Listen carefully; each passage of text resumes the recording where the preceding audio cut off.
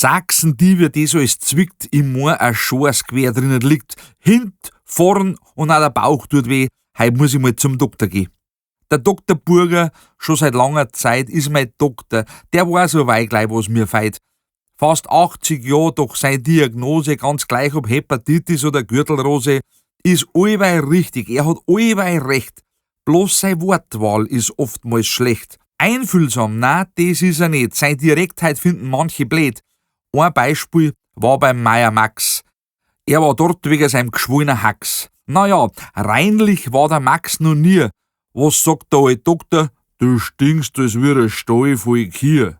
Oder die Huberberta, die war ziemlich forst. Der Doktor sagt zu ihr nur, weißt, dein Pumpen, und das musst du merken, kann dein gewampert sein, fast nicht der Werker. Recht hat er gehabt, das kann ich jetzt sagen. Ein Jahr später haben wir's nach einem Herzstillstand eingeräumt. Seine Diagnose heut bei mir, der Fuder sag ich's voll, das eine sag ich dir, wenn's da so weiter frisst, wärst bald verrecken, dann dernst du in den Sarg reinstecken. Hör auch auf mit der Sauferei, sonst ist's mit deiner Leber auch bald vorbei. Ja, seine Direktheit, ich schätze sie sehr, weil sonst lebt die bald nicht mehr.